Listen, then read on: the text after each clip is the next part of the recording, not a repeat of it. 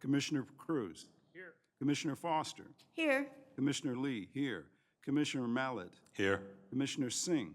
Here. Commissioner Walther. Here. Commissioner Watkins. Here. All right. Commissioner Weber. Here. And Chairperson Zuber. Here, and this is the first time we've had two Commissioner Walthers here, so, Walther. Awesome.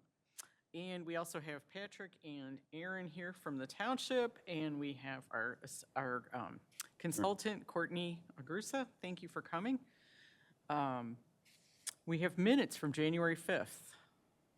Would anyone like to make a motion to approve those? Madam Chair. Support. You can hear me down there. We can hear you, and thank you. All right, we have a motion by Commissioner Watkins and support by Commissioner Weber. Any further discussion?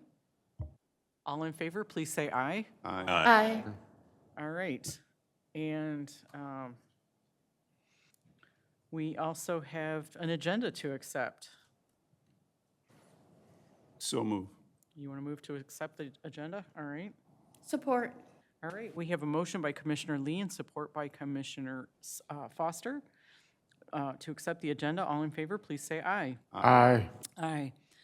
All right. Patrick, do we have any communications we should know about? No additional communications outside of what was emailed. Thank you. All right.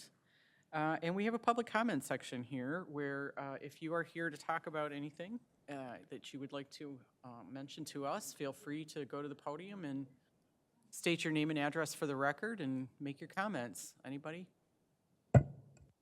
Nope. All right, we'll move along then. Thank you. We have no public hearings this evening. We have some old business. The first item is item number 118-SLU-8480, 118-SPP-8481, and VCON-PZ25-00004. That is Everbrook, where we're considering a special land use preliminary site plan and variances to the condominium ordinances for a bunch of parcels. I am not going to read all of those, but they are all apparently on Geddes Road. The properties are located on the north side of Geddes Road between South Denton and, I'm sorry, there's one on Denton Road as well. They're on the north side of Geddes Road between South Denton and the Western Township boundary. The proposed use is an active adult community of single-family detached residences that are age-restricted to 55 years or older. Patrick, tell us all about it. Sure, thank you. This proposal was previously reviewed at the December 1st, 2025 Planning Commission meeting. And at that meeting, there was a public hearing, and the application was postponed pending further plans and information. And after the public hearing and deliberating on the application, the Planning Commission adopted a motion to postpone action on the applications for the special land use, preliminary site plan, and condominium ordinance variances, subject to the following 5 items being addressed. First, revised plan on the traffic impacts, including investigation of the roadway. Second, further investigation into the wetland impacts. Third, impacts as they relate to stormwater. Fourth, details on any maintenance agreement that goes with the development and land. And fifth, addressing the 7 recommended items noted by planning in the Planning Division staff report. Since the December 1st meeting, the applicant has submitted the following information to address the comments when the applications were postponed. The first is that the applicants have revised the site plan layout that includes the following changes, all of which resulted in fewer impacts on the wetlands. For example, reducing the fill of regulated wetlands from 1.83 acres to 0.89 acres, and reducing the regulated wetland buffer impacts from 2.93 acres to 2.24 acres. The following 3 major changes have taken place in the plans. First, reducing the number of units from 481 to 471. This 10-unit reduction is mostly from removing Driftwood Court in the northeast corner of the site, which was between the ITC corridor to the west and the Hamlet Stormwater Pond to the east. So up on the screen here, this green triangular area that's just west of the Hamlet Pond.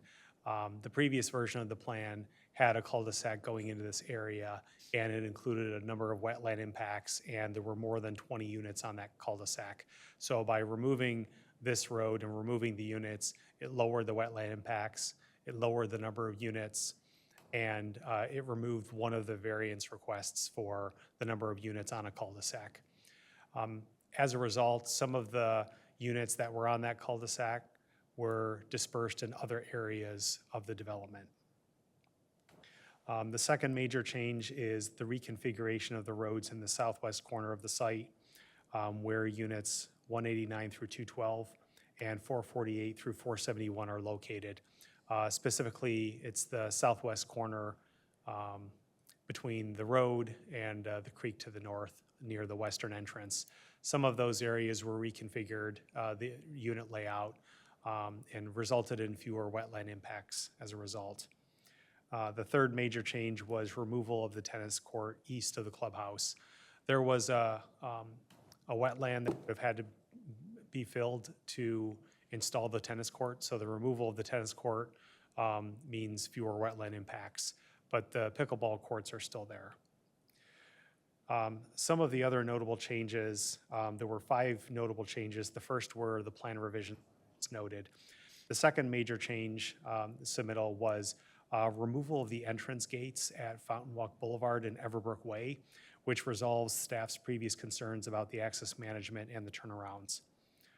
The third item that was submitted was correspondence with Wayne County regarding the potential for a center left turn lane at the intersection of Geddes Road and the east entrance at Brookside. Specifically, and I'll zoom in on it, it's this entrance on Brookside across from the entrance of Grandview.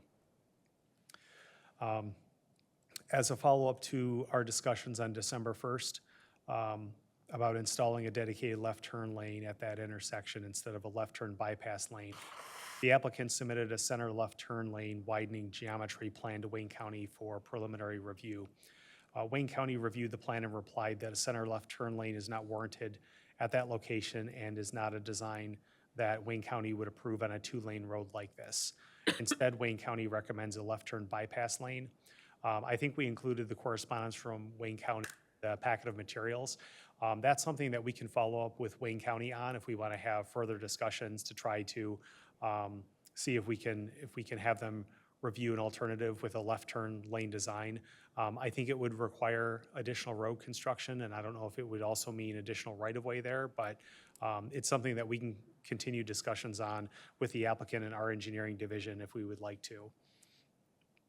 The fourth item that was submitted was a letter dated May 7th from Eagle stating that a permit is not required for the applicant's project to remove natural obstructions from about 5,600 linear feet of stream, subject to the conditions and restrictions noted in the letter. At the December 1st meeting, we talked about that quite a bit in terms of some of the blockages along the creek and what Eagle had permitted the applicant to do. So that letter is just a supplement to the slides and the information that we looked at on December 1st. The fifth item that was submitted was proposed Fowler Creek maintenance agreements prepared by the applicant's legal counsel, with one agreement having the homeowners association perform the maintenance and one agreement having Canton Township perform maintenance with reimbursement by the homeowners association. During our discussions on December 1st, the applicant proposed an agreement for future maintenance of Fowler Creek by the HOA. Because Canton Township's legal counsel is still in the process of reviewing those agreements, as well as with administration and other staff, we don't have any recommendations on the proposed agreements at this time regarding, which one's preferable or which one, may be agreeable and which one may not be, depending on our review. So we'll defer that to Canton Township Legal Counsel and ultimately the Board of Trustees when they review the applications regarding whether to execute an agreement with the applicant on future maintenance of Fowler Creek. And the sixth item that was submitted was a revised dumpster enclosure detail, which is on sheet 74 to meet the requirements of section 2.14 of the zoning ordinance. Some additional minor revisions are required, which we recommend as a condition of approval. So that concludes staff's report of the changes. Our staff report is many more pages, and it mimics a lot of our report from December 1st, so I won't repeat that. All the information is still there. Some of it's modified accordingly to reflect the revised plans and the additional information submitted by the applicant. With that, staff's recommendation is approval if the Planning Commission is satisfied with the development proposal. Similar to the meeting on December 1st, we've prepared two motions for the Planning Commission's consideration. One is, option one is a motion to recommend approval with conditions.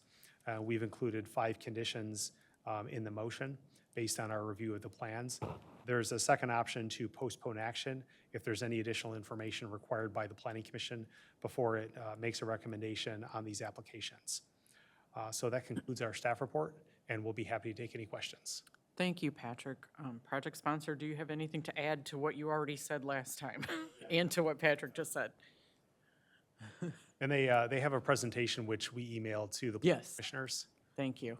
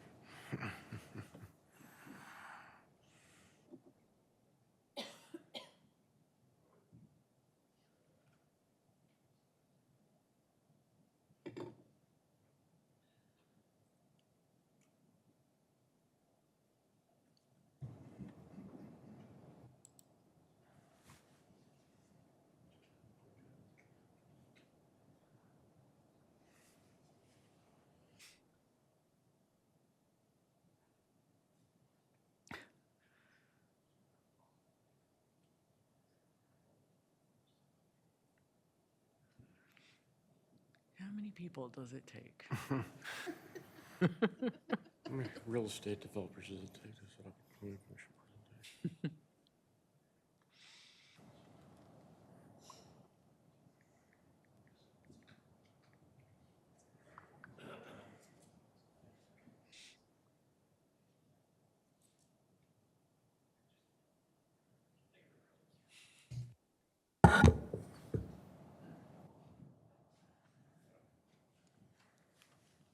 Sorry about that.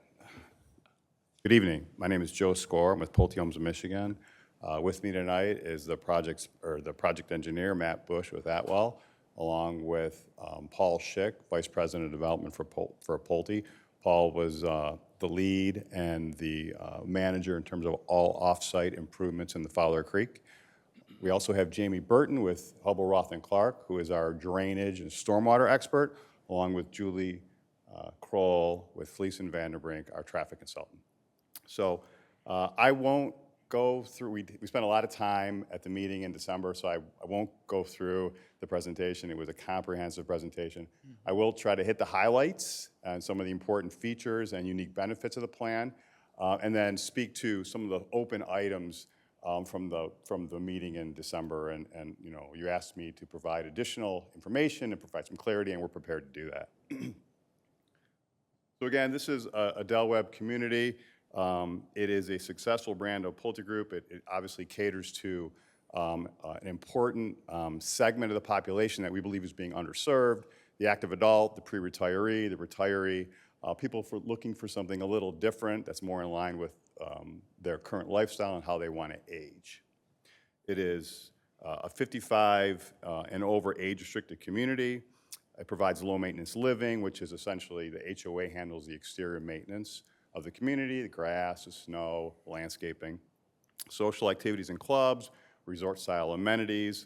There's a lot of pictures. I won't go through them again. If anybody wants to see them, we can look at the slides from the last presentation. But we offer a clubhouse, pickleball, pool, health, fitness, golf simulator, walking trails, a truly fully amenitized community. We talked a lot about this, so I won't spend a lot of time, but I think this is an important feature of the plan in terms of how we meet your ordinance and really how we exceed the requirements under the active adult community ordinance. I think the number one component and the most important component is the density.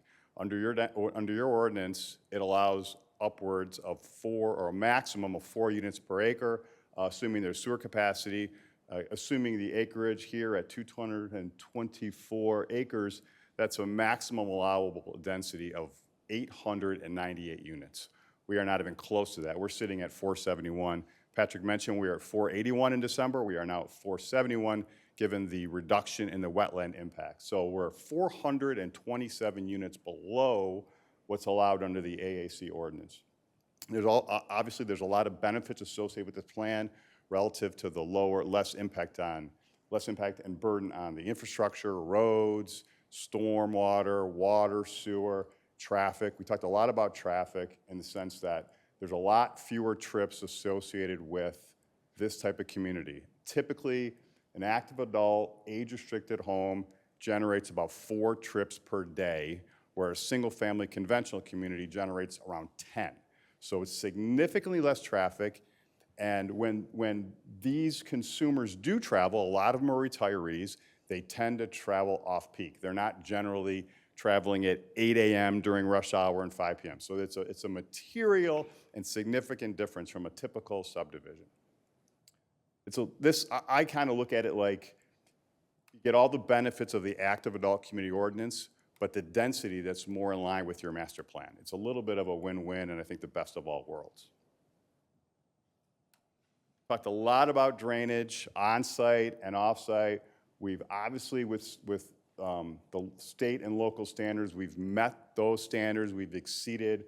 We provided, oversized detentions, additional flood storage, Getty's Road culverts, Getty's Road overland relief routes. We went above and beyond on-site. And then off-site, same thing. Pulte took it upon itself to go off-site with no obligation on our dime at our expense.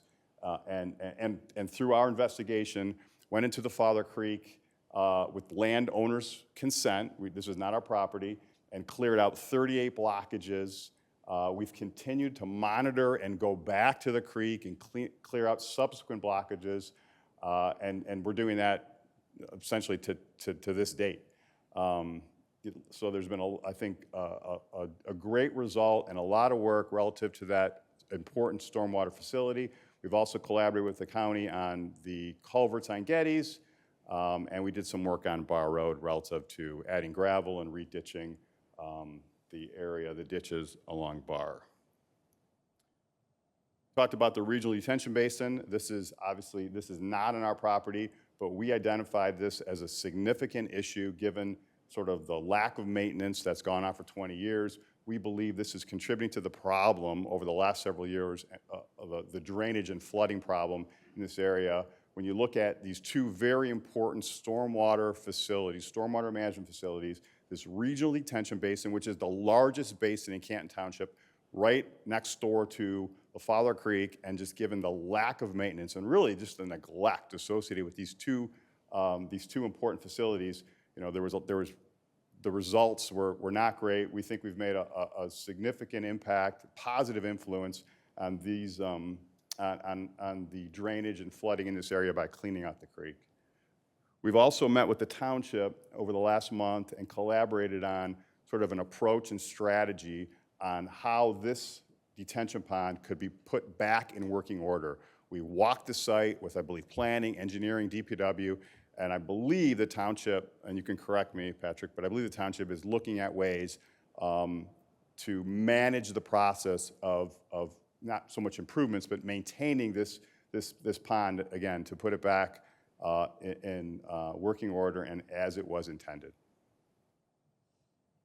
So in terms of what we've done between the December meeting and today, number one, we've met all or complied with all DRC and staff comments. We reduced the natural resource impacts by dropping 10 units and reducing the regulated wetland impact. The number three was one of the things that you asked me to take a look at is provide this EGLE authorization to do maintenance in the creek. We have a no permit or no authorization, I think it's no permit letter from EGLE. We also reached back out to EGLE. We spoke with, or we corresponded with Andy Hartz, who is the believe, the regional district director of the Water Resource Commission and asked him to confirm that that's still Eagle's position relative to what we're doing in the creek and the fact that a permit is not required, and he confirmed that. Number 4, Fowler Creek Maintenance Agreement. Patrick mentioned it. You asked for a framework. We essentially came up with 2 different options, 2 simple agreements. One, the Pulte and the future HOA would manage the maintenance of the Fowler Creek and pay for it. Or option 2, the township could manage that maintenance and be reimbursed by the HOA. I believe, and we met with, again, staff, I believe that the township strongly preferred that the HOA handle the maintenance and pay for the maintenance. Either way, there's a couple options. If there's a third option that we're not thinking of, we're all ears. But I believe those documents are with legal counsel for Canton Township. So we talked a lot about this roadway connection to Denton Road. And I think the punchline here is we went back to the county. We actually had it on our initial plan because intuitively we felt like it was the appropriate thing to do by having a road out to Denton, and the county does not permit it. And the reason why it's not approvable and the county will not allow it is because that whole area, our Denton Road, and I have a visual I can show you, but that whole area is floodplain and wetlands. They have a standard, and that standard is you cannot detain in a floodplain. And we're not the first that have tried. It's, historically they just don't allow it, and so they're not going to allow it here. As I mentioned in December, though, we do believe that this area is a problem relative, it could be a problem relative to drainage and flooding. It's all, as I said, it's all floodplain, all wetlands.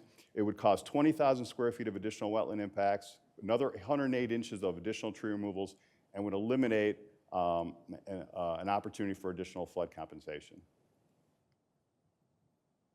We don't also believe that that road, while it may be preferred by certain members, it's not required, it's not an obligation, it's not really necessary, and I think that was a position of all the consultants, our consultants and your consultants, from a planning, engineering, and more importantly, a public safety perspective.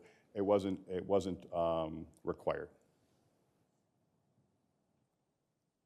Here's just a visual of our frontage on Denton Road and where that road would go right through. As you can see, the blue and the green, the blue is all floodplain and wetlands, so it's a problematic area, or it could be a problematic area, but nevertheless, the county is not going to allow us to put a road through there and detain stormwater in that particular area. I think the last item, and Patrick mentioned it, was that center left turn lane on Geddes. We went back to Wayne County at your urging and asked the question. And this is a verbatim from an email we received from the county, essentially saying that it's not warranted, they wouldn't approve it, and it's just not something that would be generally acceptable. So at this rate, it doesn't appear to be an option. We're open, we're cooperative. I will say though, and Patrick mentioned it, from our analysis, there's not enough right-of-way there, so that would require an offset, and that is potentially problematic as well. And a passing lane is acceptable, which is consistent with our current plan. So that's the highlights of the plan. We believe that, it's again a unique plan. It's beneficial. It exceeds the zoning requirements relative to your active adult community ordinance. It provides a variety of active adult community housing that promotes social connectivity, resort-style amenities, and aging in place. There's significant benefits relative to on-site and off-site stormwater management. And it also allows Pulte, once we build out the last leg of the regional detention basin, to get involved with that, to manage the process, and to contribute to the maintenance of that pond. So that's all I have, and so we're happy to answer any questions that you may have. Thank you, Joe. Does Welcome. anyone from the commission have any questions? Should we? Brian, you look eager. Sure. Joe, how are you? So thanks so much for making some clarifications, just a couple of different things. I guess we'll go with the agreement to maintain the creek. Tell me, so at the end of the day, once we have turnover from the builder, at some point, the HOA takes completely over, who's left holding the bag? Yeah. And so what we provided for in that agreement is that after the transitional control date, where the HOA is responsible and Pulte's essentially out, and that's give or take 5 to 7 years down the road. It's a good question, though. The HOA is responsible for the maintenance of the creek and for the cost of maintaining the creek. If they don't do their job, okay, if they don't do what they're supposed to do, under the agreement that we, drafted, and again, we're open to negotiation with this, the township has a right to come in, it has a self-help right. If they don't do what they're supposed to do, the township can come in, do the maintenance, and then essentially bill the HOA. That's how it's structured. Got it. So essentially, just so I understand, so whether they do it or not, at the end of the day, the HOA, ends up Yes, under with that. the cost to continue the maintenance. I Well, hope I got it right, right? Yeah, the HOA's got the cost no matter what. It's their cost on their dime, under any option. We didn't know exactly what the township wanted, so we offered 2 different options. One where the HOA handles the maintenance, and one where the township handles the maintenance and, of course, bills the HOA. I don't know that there's a third option, but we're open to it if there is one. Yeah, well, I'd be out of place for recommending that, but I think that's the bulk of my questions. And then the last piece is, I saw, Patrick, can we go back to the site plan on, I want to see Getty's at the boulevard entrance. I think you can queue about 800 feet from Getty's to, I think where you can turn left or turn right, the boulevard to turn in. I'm wondering how many cars can queue there, Patrick? Right, the first entrance, the easternmost entrance, the boulevard entrance. Sure, I can put my plan up on the screen and then zoom in from there. Great.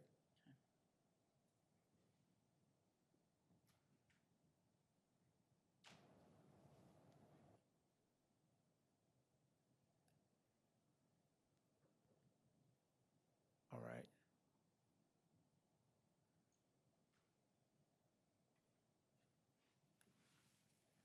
So, yeah. Right, yeah, totally right there. So upon egress, I assume it's gonna be on the right-hand side. How many cars can we queue between right there and, if you zoom out, zoom out just a bit. Zoom out, zoom out, zoom out. Yeah, to where you can turn, to where you're all the way into the development, I guess. So just the strip that's a boulevard. Oh, I think it says 1 inch is 400 feet. That looks like it's about what, 600 feet to me, maybe, guys? 500 feet? Yeah, from the tip of the boulevard all the way down to the right of way, yeah. How many cars do we think can queue there? Commissioner Watkins, this isn't Chick-fil-A. And I ask because, and I'll be quick. I just, if you have to turn left at a certain time of the day, that's gonna get difficult. Just wanted to point that out. Thank you, I'm done. Is there gonna be a separate left turn lane from there, or? Separate left turn lane, On the boulevard. Yeah, the boulevard, No. yeah. so no, No. okay, yeah. I mean, just from my own experience, people do sort of form 2 lanes at some of those intersections, but, yeah, okay. That's all, thank you, Madam Chair. That's all you had? Anything else from anybody down at this end? Alan, you can, Commissioner Cruz? I think it's a, You knew Al. and thank you for coming back with all the improvements. Just one quick question. You said it's 55 plus. Is that restricted when somebody wants to buy it? It is. It's restricted, 55 and over. Thank you. Welcome. That's all. Commissioner Cruz? You guys did a wetland study, correct? We did. Who did it? Well, it was Dana Knox, she was originally with ASTI. She moved over to Bar Engineering. Was it submitted as part of the materials? Sure it was. I don't see it on here. The study itself, I don't think was there. I think that just the delineation on the plan. Yeah. Okay, because past projects, you submitted the wetland studies. This one doesn't have it, I notice.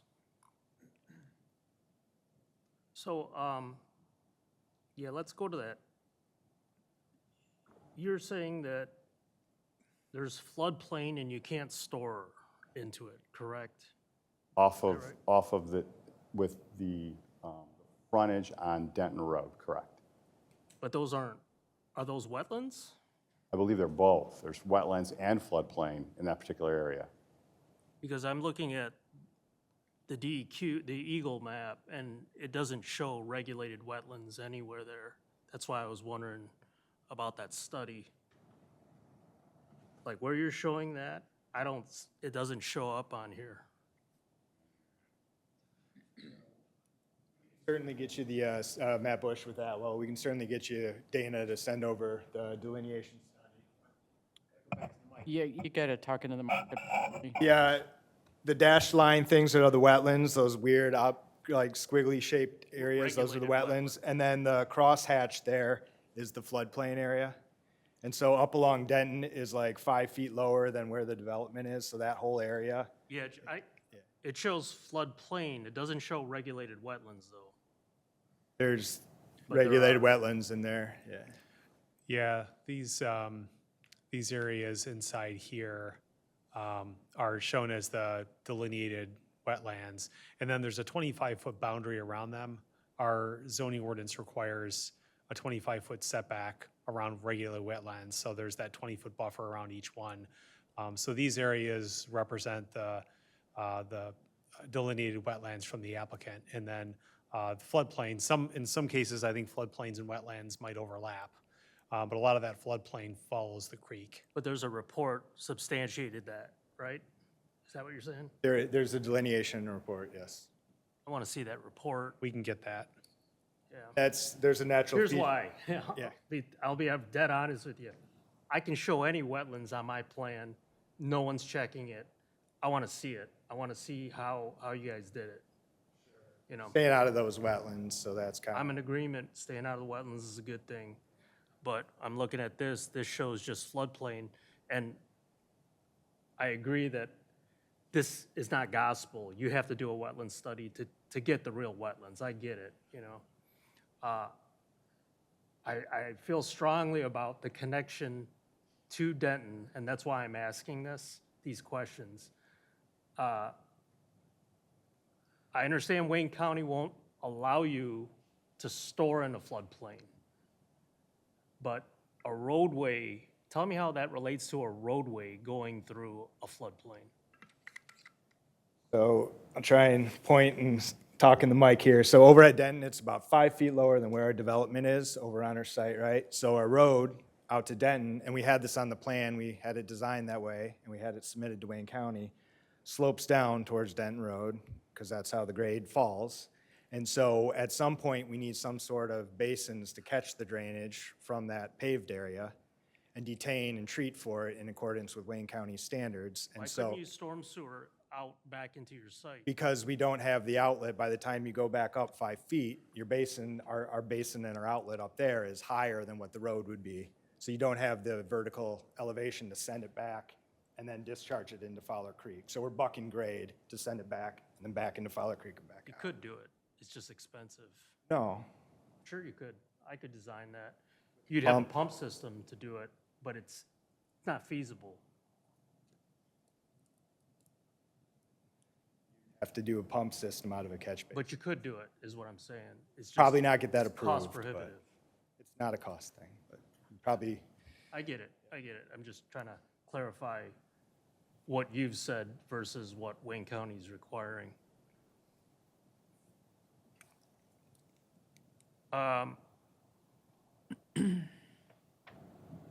And it completely makes sense what you just said.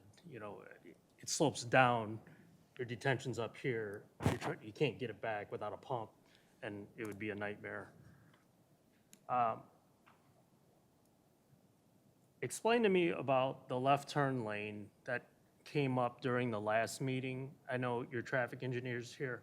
So your traffic engineer, Julie, recommended the left turn lane. I read that Wade Trim concurred with that. Is that right? The township consultant agreed with that, but Wayne County's not agreeing with it? Is that correct? Let me clarify. So I went back to clarify Wayne County's, sorry, Julie Kroll, Fleece and Vandenbrink, traffic on this project. So Wayne County's warrant criteria specifically says left turn passing lane, which I think is where some of the confusion lies, is because they've conflated two terms, passing flare and turn lane, and they've basically in Wayne County, they have a left turn passing lane requirement. They don't have a left turn lane, and it's technically what we would call a passing flare in any other county. Right. There's no warrant for left turn Lane, correct? correct. So if you see other communities do, Wayne County does not. So Wayne County in this case has, they're not recommending a center left turn lane. They're recommending the left Passing turn flares. passing lane Yeah. in accordance with their warrant criteria. But it seems like they're always resistant to the left turn. I mean, this is a clear instance where a left turn lane is a better design because you have opposing approaches. And the left turn's a better design for this particular situation. Just like the Mecca, where we got that reversed, I just don't get it. And I'm not gonna, because Wayne County's the governing jurisdiction, you know, that's all we can do, you know what I mean, is try to appease them, you know, or have our engineer, you know, have a meeting with them, but I can't handcuff you because the jurisdiction's saying you can't do it, and you actually can do it, you know? I just don't understand it, you know? Yeah, and I think, Patrick, you put the correspondence from Wayne County in their packet, yeah. Yes. So that's the information that we asked them, and that was what we received.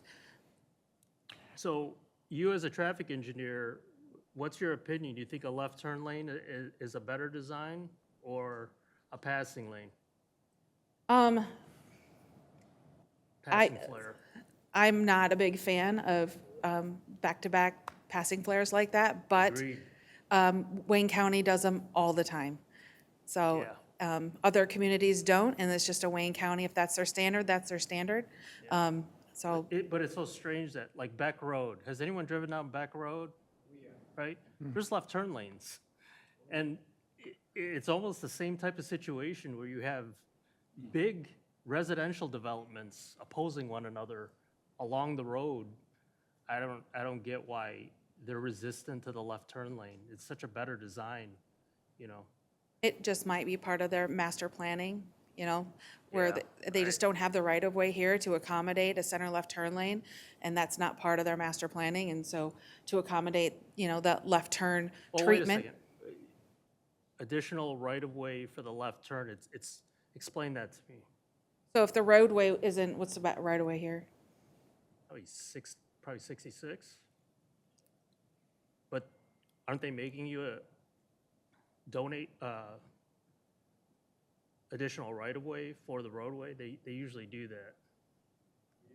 We are donating the additional right-of-way per their master plan on our frontage. Right. And we even offered them to do an offset widening, so you really wanted your widening lane, so we said, here's a design that we think would fit within the right-of-way that we're dedicating to you. And that was the response back, saying it's not warranted per the study. And even if it was, this is not something that we would approve. We'd prefer at the township's recommendation, put in the flare, we prefer that you go back to the original plan. So that was their response. So yes, we are donating right away along our frontage, but we don't control it. Yeah. Just might be a matter of getting all of that in place before they can go through and do a holistic center left turn lane. But at this point, it's not something that they're interested in doing. It's just, we're stuck with an inferior design because it's not all being developed at one time and the right-of-way's not there. It's just, it's a shame, you know? But you guys are caught appeasing Wayne County with what they want. I mean, can't fault you guys for that, you know? It's unfortunate, though.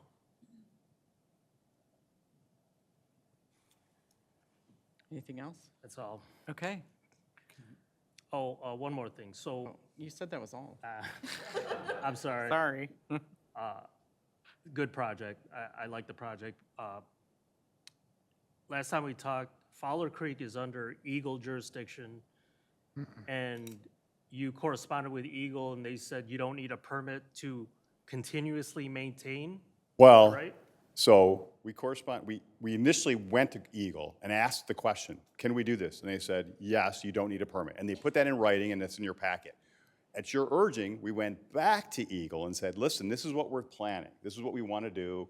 Pulte's going to do some work in the creek, and then we're going to transition to the HOA, and then they're going to do the long-term maintenance of this creek. Can we still do this? And Andy Hartz came back and said, yes, that is allowed. Now, he didn't say, I'm sure it won't surprise you, sure, for the next 50 years you can do it. Nobody's going to make that recommendation. But he did say that is our standard.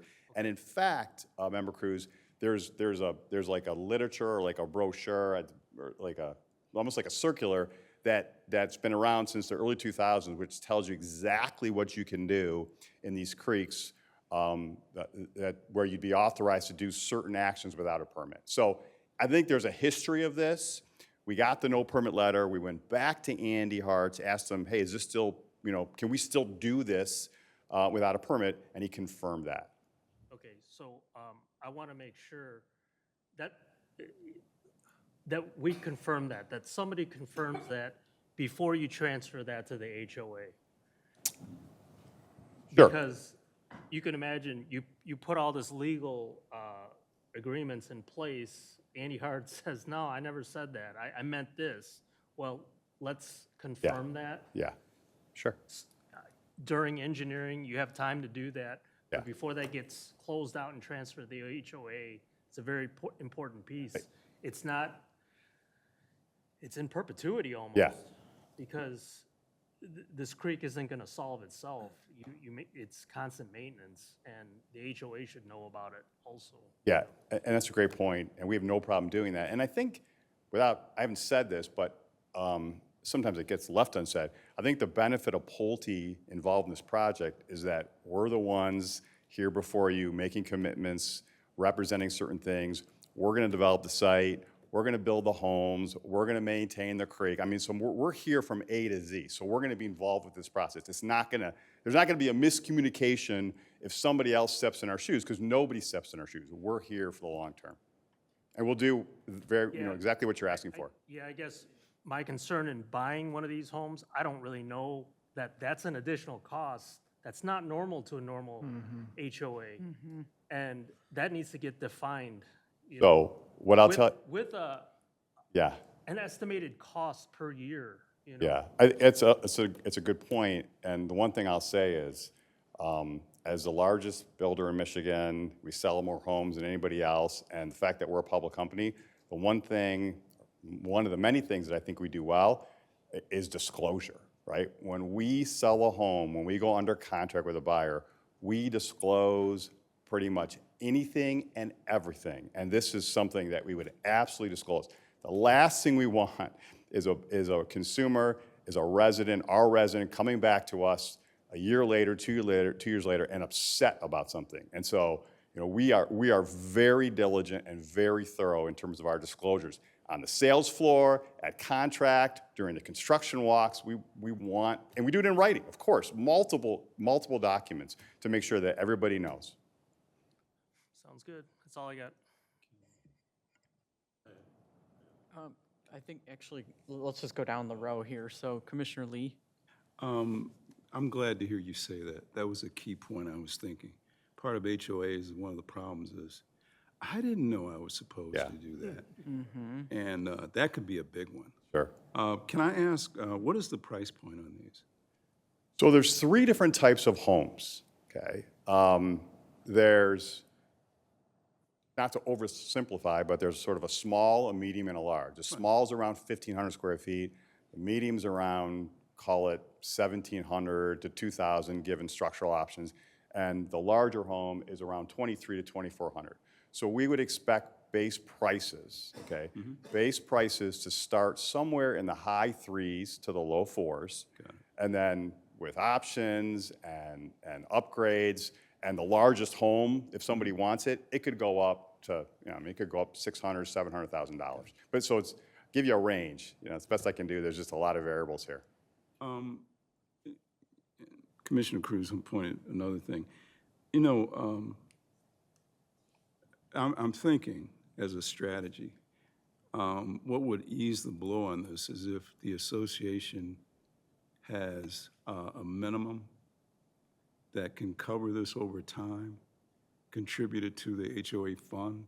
I'm thinking of structure now because I've had to deal with this myself. So I'm just thinking out loud because you said perpetuity. Come on, as long as I'm alive, that's what I'm gonna have to pay on. So I'm trying to figure out a way that you can make sure the homeowner isn't burnt later, but also that it's maintained like it should, because you don't want flooding in these homes either. So. Well, we have Just an idea. I can't, that's your job. I'm just suggesting as a consumer, that's Again, what I'm looking for. Yeah, no, it's a great point. We're very thorough and very diligent about our budgets and accounting for every line item. I'm not I'll let Paul handle that. I'm not an HOA expert relative to the budget, but we do account for all costs and reserve funding and pretty much anything required relative to the obligations at this community, not to mention what's required under the Condo Act. So that's something that we do, and we just don't leave it and forget about it. Not a chance. Yeah. Thank you. This is a good project. All right. Commissioner Weber. So I like the project a lot, but I'm still hung up on the whole HOA and the maintenance of the creek and the basin as well. I guess I need to see the mechanics of this thing before I'm comfortable with it. But, related to the cost, I would assume you're gonna have a good handle on what that cost per year is gonna look like to the homeowner before you even start selling. Because if you're talking about $300,000, $400,000, up to $700,000 homes, for some people, that could be a make or break deal in the whole transaction.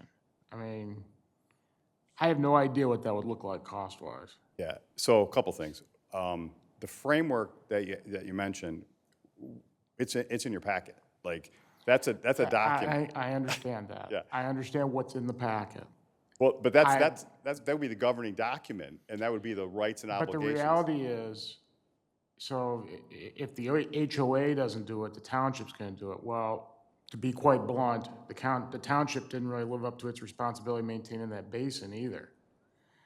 And how are we gonna hold everyone's feet to the fire on this thing? Because I think the number one concern about this entire development is the flooding, or potential for flooding. And you've done a great job cleaning up the creek so far, and I think what you've done so far is great. I'm just worried about the long term. Yeah. And I'm just skeptical of turning this over to the HOA and that they're gonna do the right things. And not on purpose. Yeah. Just for lack of knowledge.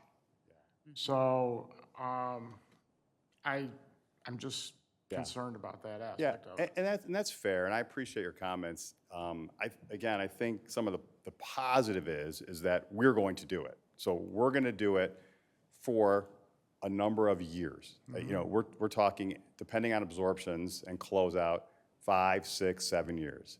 I think there's also the opportunity for us to hold the HOA's hand, right? We're involved. We're communicative. We deal with the HOA and the board members all the time, and we have an open line of communication and dialogue.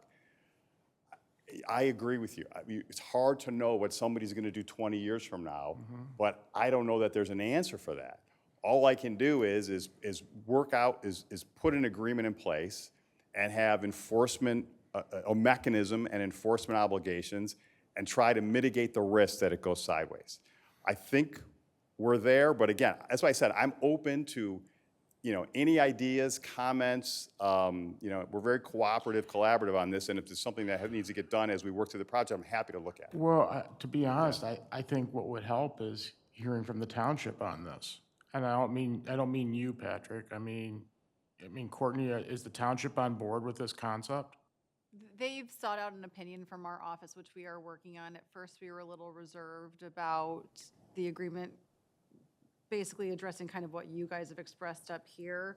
We found some language that might be feasible, but I was just telling Patrick before this meeting, we will have a memo and some proposed language that we can then maybe have a meeting about and discuss and see if we can find some middle ground on.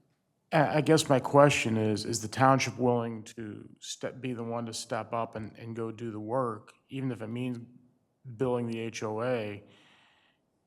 Are they willing to be the policeman in this case, I guess is my question. We discussed that as well. What are the township's resources to enforce this long-term? Is it going to be a regular staff person who's going to be monitoring this? I think as they demonstrated in their presentation last time, the buildup occurred very regularly. Not a, once every couple months. This is something that has to be, they have to be on top of.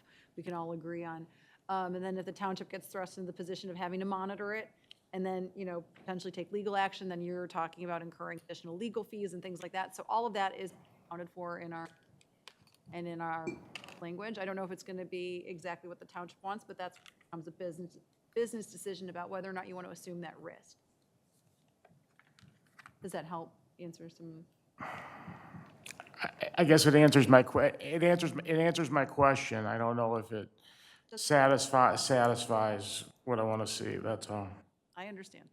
It's a tough situation because nobody's doing anything right now. I mean, You're right. we're doing it. You're It's, right. we're just, again, this is gratuitous on our part. And to be honest, something like this should have been considered when the development across the road was built. I mean, it was, but I just don't think, frankly, I don't think anybody understood what was happening in that creek and what was happening with the regional detention pond and the material, issues and the problems associated with the total lack of maintenance. I mean, I look at the positive and say, we figured it out. We're putting a mechanism in place to deal with it and for the long term. I don't, But I dis- get what you're I saying. don't dispute that. I'm just wondering, and I'm just talking in circles now at this point. But, We were going to point that out. well, that's how I live my life, so. Okay, thank you. You're welcome. Thank you. Commissioner Foster? Thank you. I appreciate all of the work that you have put into moving this forward and providing needed information to address some of the Planning Commission's concerns that were brought up at the December meeting. I mean, I will say, I agree with Commissioner Lee's concerns that he brought up regarding the HOA and what Commissioner Weber just said. And thank you, Courtney, for your input. I think, I like this development. I like the property. I think it would be good for the community. If we don't have a property, there is no mechanism to potentially, clean up the creek over the years. And I do think that that is a good thing. I would like to see how that, worked out in writing. I think I would be willing to move this forward and hope that we could get the Foster Swift opinion by the time the Township Board takes this up. But I think at this moment, I would be ready to move this forward. Great. Commissioner Walther? I think most everybody discussed some of my concerns. I do have a question for Patrick. As regards to all of the drains in general, I know the Army Corps of Engineers is working with the township on recommendations. Will the township then be putting a plan in place for regular assessment and maintenance of the drains? If they are county drains, I know the county can do drain assessments and do work up to a certain amount every year. without a drain assessment. So I think with that information, it'll be helpful for Wayne County for where it has jurisdiction in terms of drains. Where Wayne County doesn't have jurisdiction and where it's under the jurisdiction of Eagle, I'm not quite as sure in terms of, what that could mean. Obviously, with Eagle's letter that they provided, that's a good thing in the sense of when these projects come up, whether it's on this site or some other site where Eagle has jurisdiction, there's some guidelines in also correspondence with Eagle that we can have or other entities can have in terms of doing work within the creek. So I think it'll just be a matter of who has jurisdiction and what actions they can take either as a government entity to do the work themselves or to give permission to somebody else to do work. Thank you. Is that it?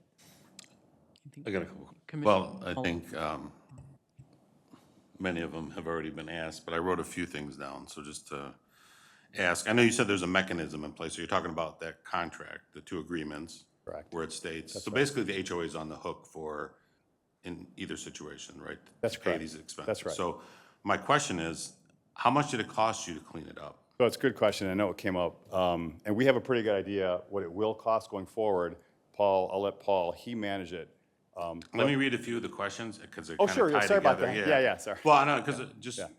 so how much did it cost per cleanup? How many times did you have to do it? Sure. What is the process? Like in the agreement, I don't see that's really delineated, and this is the steps you have to take. Because I saw the diagram, I mean, you had a lot of log jams. How often do those, come about?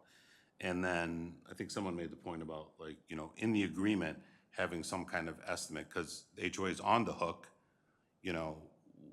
what should they estimate? Is there gonna be a increase for inflation every year on that cost, things like that?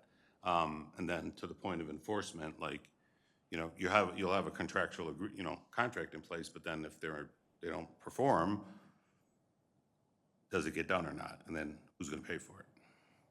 I'll let Paul on it, but just a couple things. Keep in mind that the cost so far is relative to the creek, a clean out of the creek where nothing was done for years, if not decades. So that is going to be, inflated. And then with regard to a disclosure for the future residents, I think not only would we disclose this obligation, but we would most likely give them an estimate. We would tell them right up front, hey, we think it's going to cost, it's going to raise your dues by, call it $10 a month, forever, for the long term. perpetuity. So they would know. We want them to know, I think that's something that we typically do. This is an added cost, an extraordinary cost. Your dues are going to reflect that added cost. But But I mean, because of and the way the creek is, right, like there was a lot of log jams, so you don't know where the beavers are gonna go, right? Like, so how many log yeah, jams this and month? you said and then- it. There was a lot of deadfall and trees and debris, but beaver dams, that was the problem, and that continues to be the problem. And so that's why it's something that we just are monitoring, and we think it's going to be something where we're going to have to monitor and do some work in it for the long term. But So Paul Schick, Pulte Homes of Michigan. So the initial cleanup cost around $35,000. And that entailed between Getty's Road and Denton Road, and it included all of the log jams that Joe identified in the earlier slides. We estimate that the ongoing maintenance for the HOA is gonna be right around $10,000 a year. It will be a line item that will be specified in the homeowner's dues and part of the disclosures up front. We estimate that'll be about a full crew, tree clearing crew, twice per year to walk the entire creek to remove any sort of deadfall. We do it once in the spring, once again in the fall. And then how does that get, like, It would be a line item right in. oversight in terms of, like, who's gonna go out and inspect? But yeah, make well, sure so it's done? we'll have an on-site management company that will be overseeing the budget through the HOA and all the vendors.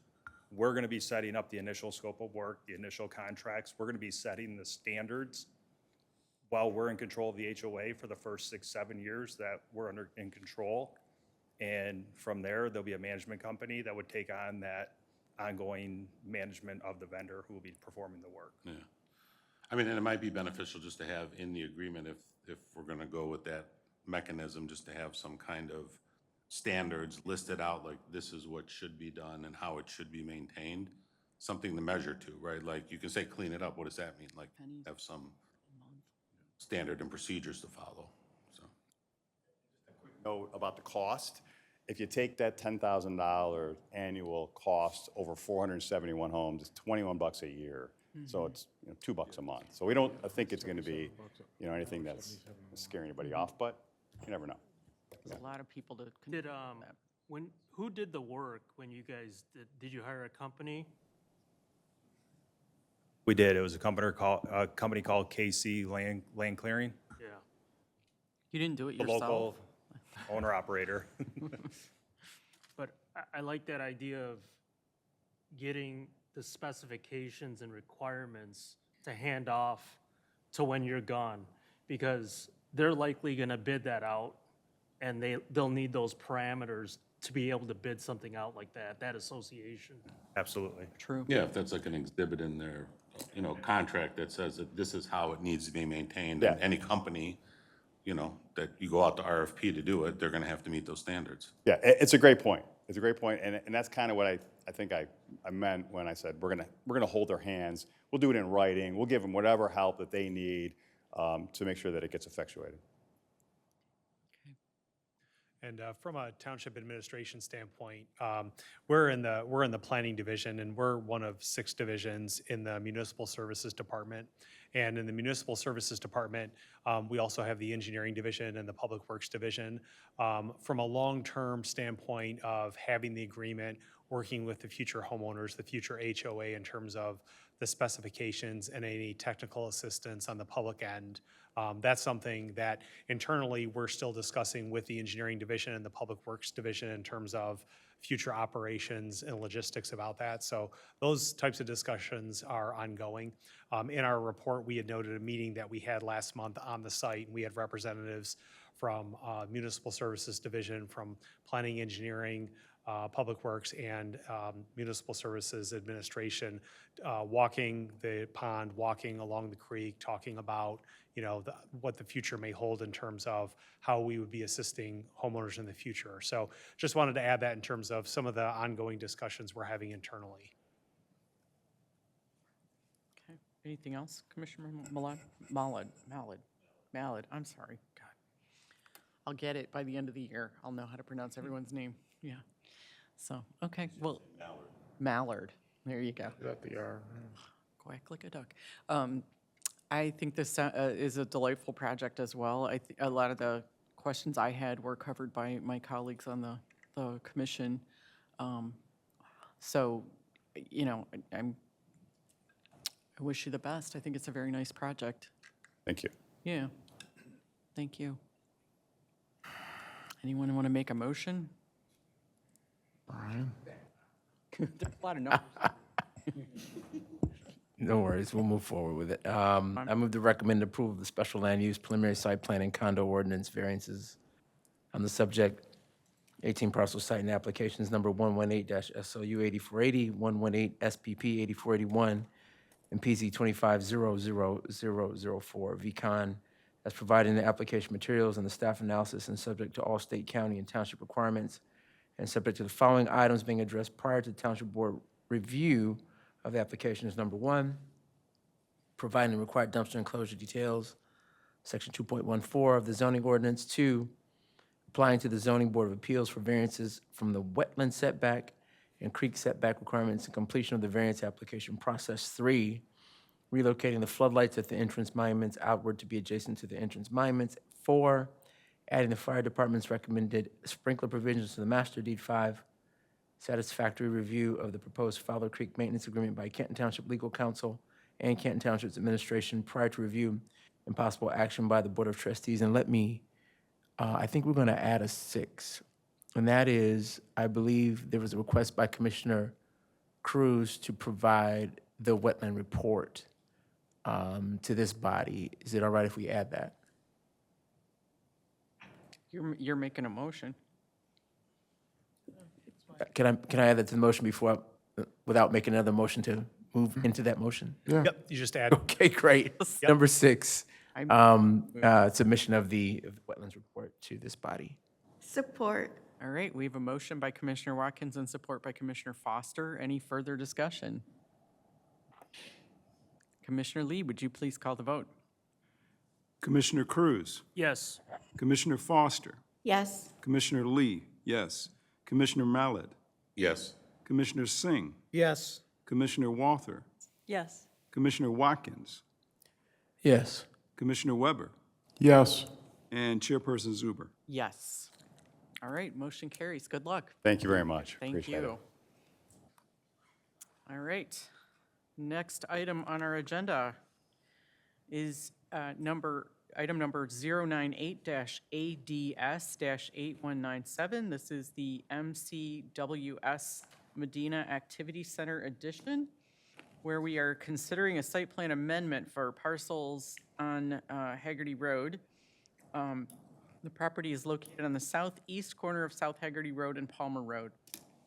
It is a proposed addition to an existing structure, changes from previously approved site plan. Patrick, tell us all about it.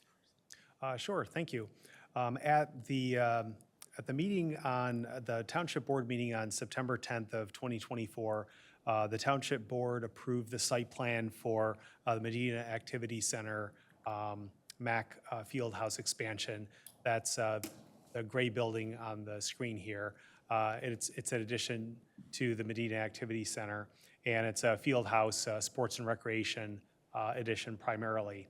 And the Board of Trustees approved the site plan, and previously, at the August 12th, 2024 Planning Commission meeting, the Planning Commission had recommended approval of the addition.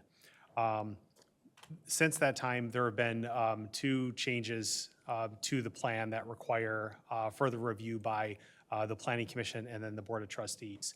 The first is that during the initial review of the plans, there was intent to expand the pond eastward onto property owned by Canton Township. The thick bold line here that goes around the property to the east, the property to the east here is owned by Canton Township. And Canton Township had generally been agreeable to allowing a pond expansion further eastward onto its property. Since the original approval and some of the detailed engineering, that pond is a little bit bigger onto township property. So the revised plans have been reviewed accordingly based on the larger pond area and the additional landscaping as a result. So because of that, the proposed pond easement area is a little bit bigger. So there's a draft easement agreement that is presented and would subsequently be presented to the Township Board. Another change that's been made to the plan is the original plan was designed based on the property to the south allowing a grading easement in order to blend the grades and have the property at a certain elevation with the development. Rather than, instead of having any grading on the lot to the south, there's no longer any grading proposed on that lot to the south. And instead, there's going to be a retaining wall along the southern lot line in order to support the grade on the site. As a result, the drive areas, the parking are shifted northward just by the width of the retaining wall, possibly a little bit more. And so what that's done is the plan looks the same in terms of the size of the parking spaces and the drive layout and things like that. But one of the things that it's done is that with the drive being the same width and the building being the same area, the landscape area along the south side of the building has been narrowed just a little bit. The foundation landscaping on the south side of the building are shrubs. There's no trees there because it's not wide enough for trees. The required trees that would otherwise be on the south side of the building are still on the site. They're just reallocated to other areas. Also, for example, the parking lot island in the middle here, the minimum parking lot island width is, I think it's either 10 or 12 feet. But it's been narrowed here a little bit where it's less than the minimum width, but in some cases there can be trees there as long as the species are acceptable. So our recommendation on those changes is a recommendation of approval of the changes based on the circumstances of making the plan modifications.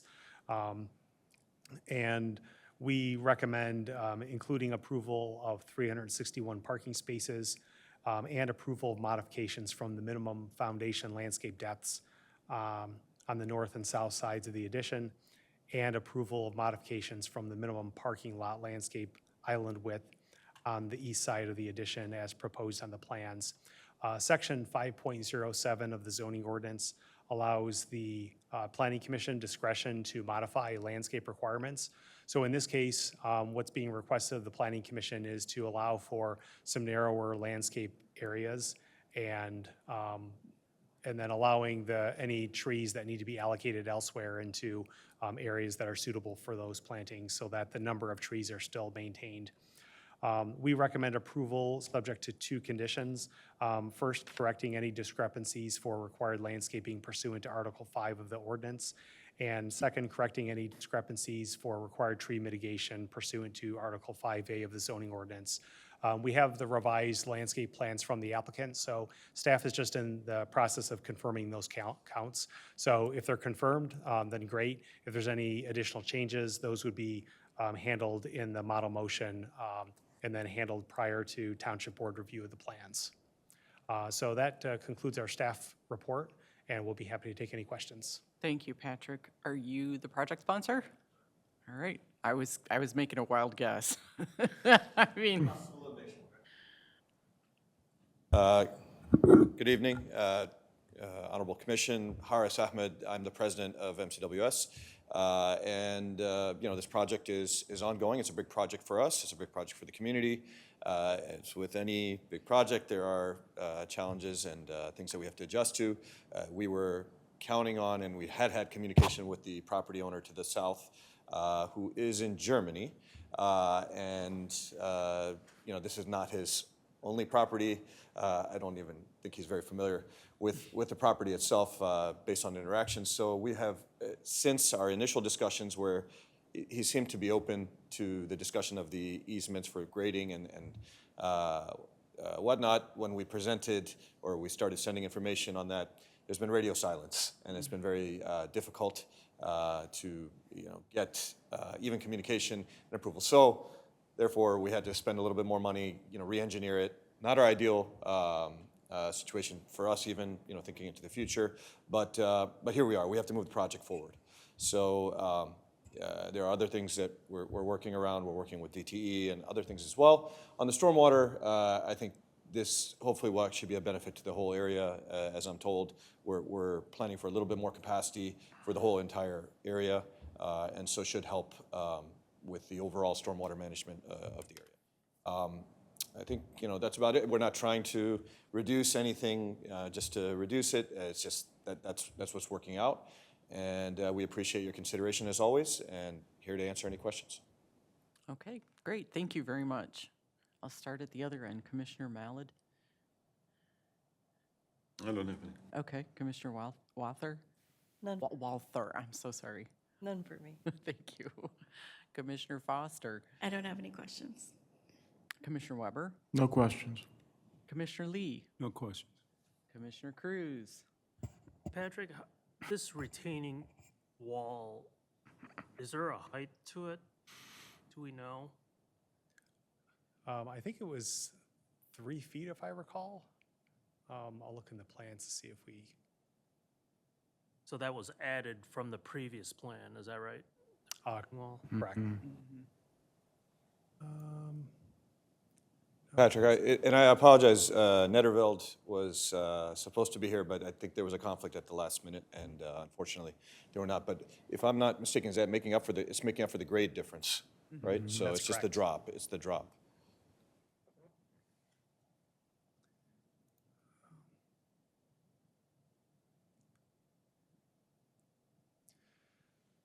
I'll see if I can find it here.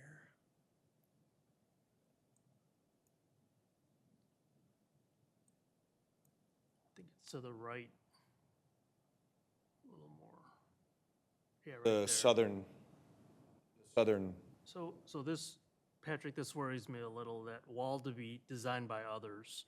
Well, the engineer should design that and should be signed and sealed on these plans. If that wall fails, an engineer has to be responsible for it. So when it goes to engineering, you should just make sure that it is included in the plans. It is, the design is part of the approved engineering plan.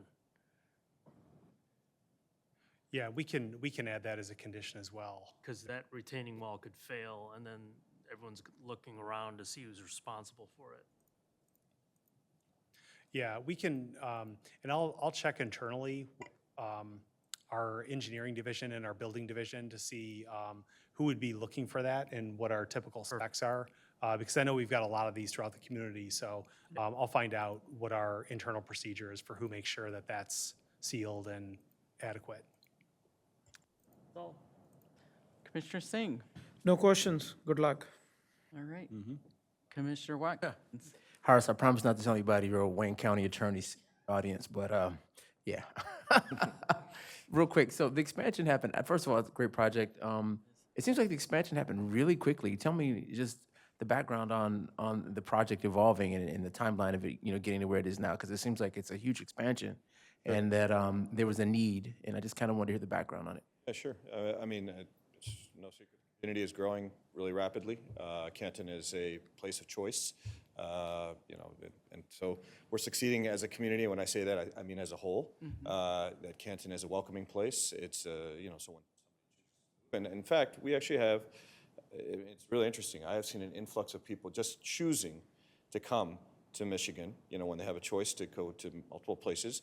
Of course, our community is one of the communities, when I say that now, I'm talking about MCWS in particular, along with Canton, that they're choosing out of, just a few select communities. And so we've had that influx, with people being able to work remote and other options. They're choosing to come to here because of their families, because of the welcoming environment, the diversity, and the amenities, the schools, all sorts of things. So that really is what's driving it. And I think, we've been doing a lot of programs. We do a lot of stuff, for our community. And I think they see the vision, and that's really what this is. It's also trying to anticipate the future. We know that there's challenges with parking, for example, overall, with so much demand. Obviously, we're not condoning, people parking in various places they're not supposed to, but we want to provide some more capacity too. So that's part of what's going on. Thank you so much. Yep. After we vote, you probably should get out of here real fast. That's right. What is it? Is it snowy or something? What are you talking about? What do you mean? And on the sheet here, on sheet 503, it shows the wall as being 4 foot as the detail here. Okay. Great. All right, anyone else from the commission? I mean, we all spoke. I have no problem with the project. I think it's great. I'm thrilled that the community is growing and that people are choosing to be here with you and with us, so thank you.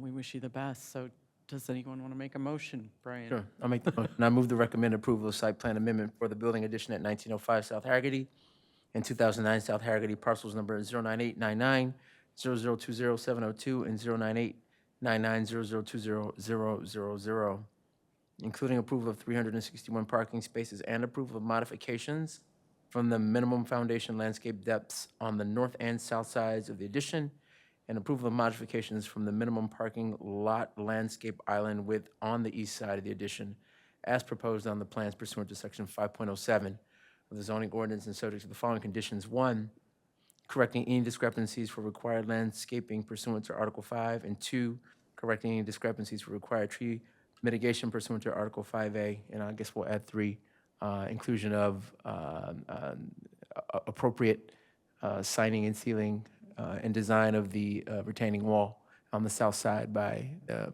professional engineer. Support. All right, so we have a motion by Commissioner Watkins and support by Commissioner Foster. Any further discussion?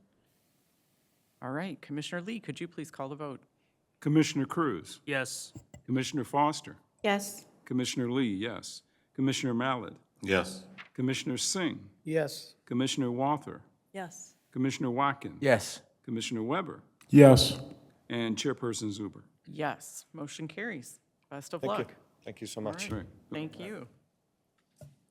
All right, we have an item of new business on our agenda this evening, the zoning ordinance text amendment for wireless communications that we need to set a public hearing for. Tell us all about it, Patrick.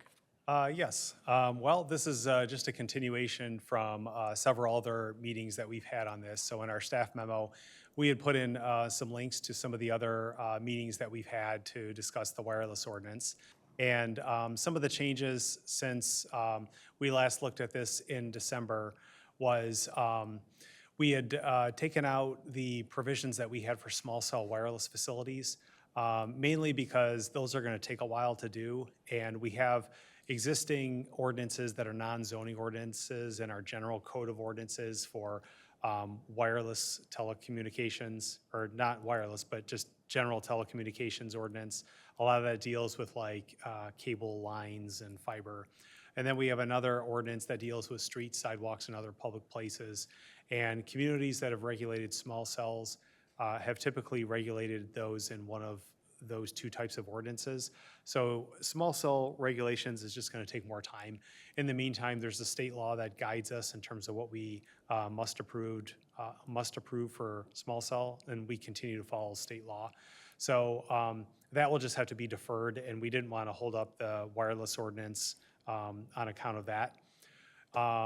The second major change is wireless communications equipment is added as a permitted land use and immediately adjacent to high voltage electric transmission towers owned and operated by a public utility. So we added that because we currently have antennas and wireless equipment on ITC towers, and we want that to continue as a permitted land use, subject to site plan approval, but a permitted use nevertheless to encourage and allow for that to continue. And then the third change that we've made since December is there's a paragraph on demonstration of need, and we added some text that the applicant must demonstrate that there are no existing wireless communication facilities sufficient for co-location before they pursue a new tower. That should be relatively straightforward for the industry to do, but we had there just to specify what a demonstration of need would entail. So those are the major changes since we last looked at this at December, at the December 15th work session. Our memo includes just a recap of some of the major sections and the ordinance changes as well. So our recommendation tonight is to set a public hearing for the proposed amendments to the articles that are noted in the model motion. And if the motion is adopted to set the public hearing, it would more than likely be the March 2nd Planning Commission meeting. So with that, we'll take any questions. Thank you, Patrick. Patrick, pursuant to our conversations, I think as most people on this panel know, I've been the wireless consultant and broadband consultant of the township. I've had a lot of involvement in the constructing of this ordinance and reviews and been in meetings and all that sort of thing. Obviously, I'm supportive of it, but for the sake of appearances and to allay any fears that there's being a conflict on my part, I'm going to recuse myself from any votes on this ordinance, even for the setting of the public hearing. I mean, I'm certainly happy to answer technical questions anybody has, but as far as any votes or anything like that, I will recuse myself from the vote. Okay. Do we need to vote to allow Doug to recuse? Okay, we do on township board, so I was checking. Did you say no? Sorry. There does not need to be a vote. Okay, got it. Okay. Anybody else have anything they want to ask about or talk about or recuse themselves from? No? I have a motion, Madam Chair. Okay. I move to set the public hearing for the proposed amendment to Section 6.02S, Article 9.00, Article 10.00, Article 11.00, Article 21.00, Article 22.00, and Article 23.00 of the zoning ordinance as provided in the attached ordinance proposal for wireless communications facilities regulation. All right, we have a motion by Commissioner Watkins and support by Commissioner Singh. Any further discussion? All right, Commissioner Lee, could you please call the vote? Commissioner Cruz. Yes. Commissioner Foster. Yes. Commissioner Lee, yes. Commissioner Mallett. Yes. Commissioner Singh. Yes. Commissioner Walther. Yes. Commissioner Watkins. Yes. Commissioner Weber. I'm sorry, abstain. Recusing. Yeah, recusing. Chairperson Zuber. Yes. Motion carries. All right, So we will set a public hearing. All right. Anything under, we have a miscellaneous item here. I don't have anything. Okay. Awesome. I will entertain a motion to adjourn. Motion to adjourn, Madam Chair. Second. All right, we have a motion by Commissioner Watkins and support by Commissioner Lee to adjourn. All in favor, please say aye. Aye. Aye. Gas station at Lillian Warren, huh?